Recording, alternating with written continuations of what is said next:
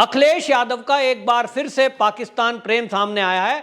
मोहम्मद अली जिन्ना को देश की आज़ादी के लिए महत्वपूर्ण बताते हुए, जैसे उन्होंने पहले बयान दिया था कि जिन्ना का देश की आज़ादी में बड़ा सहयोग रहा है, अब उन्होंने पाकिस्तान को लेकर एक बड़ा बयान दिया है और उन्होंने कहा कि पाकिस्तान से बड़ा दुश्मन हमारा चीन है और पाकिस्तान से तो केवल राजनीतिक दुश्मनी है। भारतीय जनता पार्टी केवल वोटों के लिए, वोट के लाभ के लिए इसको मुद्दा बनाती है और हिंदू मुस्लिम को मुद्दा बनाती है। अब अखिलेश यादव का यह बयान ये वाकई में चौंकाने वाला है। क्या उनको नहीं पता कि पाकिस्तान की हरकतें हमारे देश के साथ किस तरह की है? देश की आजादी के बाद से जिस तरह से पाकिस्तान जम्मू और कश्मीर में अस्थिरता पैदा करता रहा, वहीं बॉर्डर पर हमारे सैनिकों के ऊपर गोली चलाता रहा है, हमारे देश में अनेकों बम विस्फोट के लिए जिम्मेदार है, वहां से आतंकवादियों को ट्रेंड करके बाकायदा आईएसआई उसकी ट्रेनिंग देती है, पैसा खर्च करती है और हमारे देश में आतंकवादियों को भेजती है, हमारे देश के नागरिकों को और हमारे देश के सैनिकों को मारने के लिए। अब अखिलेश यादव कह रहे हैं कि यह भाजपा ने मुद्दा बनाया है।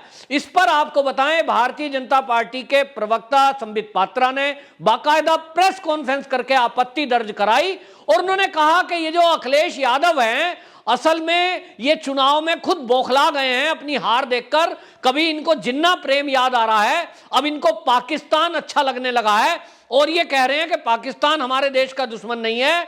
ये इस तरह की जो बयानबाजी कर रहे हैं केवल वोटों के लिए। संबित पात्रा ने कहा कि अगर इनका बस चलता, अजमल कसाब को ये फांसी ना होने देते, ये आतंकवादियों को भी जेल से छुड़ाने के पैरोकार रहे हैं। और जिस तरह से इन्होंने अपने वोटों का बंटवारा, जिस तरह से इन्होंने टिकटों का बंटवारा किया है, अपने कैंडिडेट मैदान में उतारे हैं, नाहिद हसन इसका एक उदाहरण है कि जिस तरह से ये लोगों को टिकटें दे रहे हैं, वो आपराधिक छवि के लोग हैं, दंगा कराने वाले लोग हैं, पाकिस्तान को अच्छा बताने वाले लोग हैं, कभी वो जिन्ना की तारीफ करने वाले लोग हैं। ये अखिलेश यादव जो कर रहे हैं, ये केवल और केवल एक विशेष वर्ग की वोट लेने के लिए, ये तुष्टीकरण के कारण इस तरह की बयानबाजी कर रहे हैं, जिससे कि ये देश के एक वर्ग को खुश कर सकें और उनकी वोट ले सकें। लेकिन ये देश विरोधी बयान है।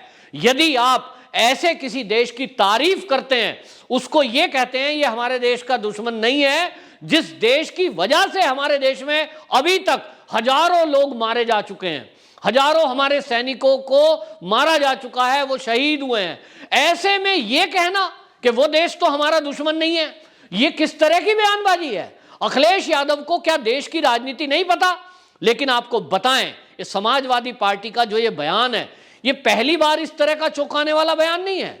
जब धारा 370 हटाने के लिए भारतीय जनता पार्टी ने, देश के गृह मंत्री अमित शाह ने एक बिल पेश किया था, उस समय जो पार्टियां विरोध कर रही थी इस धारा 370 को, उसमें एक समाजवादी पार्टी भी थी। समाजवादी पार्टी ने विरोध में वोट किया था, यानी वो नहीं चाहते थे कि धारा 370 इस देश से हटाई जाए, 35A इस देश से हटाया जाए, जम्मू और कश्मीर को इस देश का अभिन्न अंग बनाने के लिए मजबूत कानून जो लाया जाए और ये कानून हटाया जाए जो पुराना कानून था, जिसके कारण जम्मू और कश्मीर, लद्दाख हमारे देश में मूल धारा में मिलने से रह रहा था। अब ये वही पार्टी है। ये कैसे अखिलेश यादव का प्यार है, ये दिखाई देता है कि जब देश के अंदर आतंकवादी बंद होते हैं तो ये पैरवी करते हैं कि फर्जी केसों में फंसाए गए हैं, ये बाटला हाउस करने वालों के पक्ष में खड़े हो जाते हैं कि साहब बाटला हाउस की फर्जी एनकाउंटर है।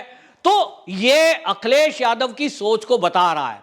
अखिलेश यादव की यानी समाजवादी पार्टी की जो पहली सूची आई है, इस सूची को हमने देखा है। इस सूची में जिस तरह से अपराधियों को टिकटों का बंटवारा किया गया है, उसके बाद ये लोगों के निशाने पर आए और देश के लोगों ने पूछना शुरू किया कि क्या आपके पास कोई पढ़ा लिखा संभ्रांत कोई इस तरह का व्यक्ति नहीं है? इसके बाद जब इनको लगा तो अब चोरी चोरी चुपके चुपके ये कैंडिडेटों को व्हाट्सएप को पे टिकट बंटवारा कर रहे हैं, जबकि बीजेपी की तीसरी सूची आने को अब रेडी है और तीसरी सूची आने वाली है। ऐसे में समाजवादी पार्टी को लगता है क्योंकि इनके पास तो कैंडिडेट है नहीं, जो उतारेंगे वो कहीं का दंगाई निकलेगा, कहीं वो पलायन के लिए जिम्मेदार निकलेगा, कहीं वो हत्यारा निकलेगा और इस तरह से इनके पास अपराधियों की ही लिस्ट है। क्या करे, समाजवादियों ने जितने साल शासन किया इन्होंने यही काम किया है। इनके संरक्षण में, इनकी सरकार के होते जमीनों पे कब्जा करना, अवैध निर्माण करना और जिस तरह का गुंडागर्दी करके थानों की बोलियां लगी, सारे गलत काम करने का काम ये समाजवादी पार्टी के जो लोग करते रहे, ये एक कोई अचानक में नहीं हुआ। सत्ता चाहिए, चाहे उसके लिए कुछ भी करना पड़े। तो आपको बताएं, जब समाजवादी शासन था, उत्तर प्रदेश की जनता ने देखा है कि किस तरह से दंगा करने वाले ये उसके पक्ष में खड़े हो जाते थे। अखिलेश यादव के मंत्रिमंडल में शामिल मंत्री और आजम खान किस तरह से मुजफ्फरनगर के दंगाइयों के पक्ष में खड़े हो गए, पुलिस को निर्देशित कर रहे थे। लगभग 1000 से ऊपर हिंदुओं के बच्चों को उठाकर जेल में डाल दिया गया। ये केवल और केवल आजम खान के कहने से हुआ। मुजफ्फरनगर के समय में ये जो हिंदुओं के ऊपर अत्याचार हुए, उनको थानों में ले जाकर प्रताड़ित किया गया। उनके घर बार में जाकर के पुलिस की रेड रात को होती थी, महिलाओं के साथ अभद्रता की गई, कोई सुनने वाला नहीं था। क्यों? केवल मुस्लिम तुष्टीकरण की वजह से। केवल मुस्लिम तुष्टीकरण की वजह से 700 से अधिक मुकदमे दर्ज करे गए, और वो भी फर्जी। ये तो योगी शासन ना आता तो आज की डेट में वो जेल की सलाखों के पीछे बंद होते, जो बिल्कुल निर्दोष हिंदू थे। ये सारा कुछ हुआ ये मुलायम सिंह, अखिलेश यादव, इनके सरकारों में हुआ। और इसलिए ये जो आज कर रहे हैं, ये नई बात नहीं है। मुस्लिम तुष्टीकरण और समाजवादी पार्टी एक दूसरे के पूरक हैं, एक दूसरे के पर्याय हैं। ये होता रहा है। मुसलमान तुष्टीकरण के कारण ये कितना नीचे गिरेंगे, हम इससे ज्यादा और क्या याद रखेंगे। हमें याद है कि राम भक्तों के ऊपर, निहत्थे राम भक्तों के ऊपर जो गोलियां चलवाई, कौन भूल जाएगा। ये वही पार्टी है। केवल एक मुस्लिम तुष्टीकरण के कारण इन्होंने तय कर दिया कि हमको तो MY समीकरण चलाना है उत्तर प्रदेश में, बस यादव वोट हमारी, हम उनके ठेकेदार हैं, जितने यादव वो हमें वोट देंगे ही, और सारे मुसलमान हमें वोट दे दें, हमारी सरकार बन जाएगी। यही समीकरण चलाया इन्होंने उत्तर प्रदेश में। लेकिन अब पहली बार हो रहा है कि जब 5 साल उत्तर प्रदेश में योगी जी की शासन सरकार रही है, तो इनका भ्रम टूटा है। ना अब यादव इनके बचे, ना मुसलमान टोटली इनके बचे। आज उत्तर प्रदेश के यादव बहुल एरिया में ये छोड़ करके भागे हैं, नहीं तो आजमगढ़ से चुनाव न लड़ते। ये आजमगढ़ छोड़ दिया, भागे डर के मारे, क्योंकि वहां यादवों के गांव हैं। और यादवों ने कहा कि भैया हमें तो जाति के आधार पर यह कहा गया था कि तुम हमारी जाति के, हम तुम्हारी जाति के, हम तुम्हारा ख्याल रखेंगे। लेकिन हमने जब ये समाजवादी शासन करवाया, समाजवादियों की सरकार बनवाई, तो यादवों के बच्चों की भर्ती भी बिना रिश्वत के नहीं हो पाई। यादवों के काम बिना पैसे दिए नहीं हुए। तो वो कहते हैं कि आई समाजवादी की सरकार, जहां बिना रिश्वत दिए हमारे बच्चों की नौकरी नहीं लगी। अब आई योगी सरकार, और योगी सरकार में बिना 1 रुपया दिए हमारे बच्चों की नौकरी लगी, और इसीलिए हम यादवों को फर्क दिख गया। तो फर्क साफ है दोनों सरकारों में कि एक है ईमानदार और एक है भ्रष्ट सरकार।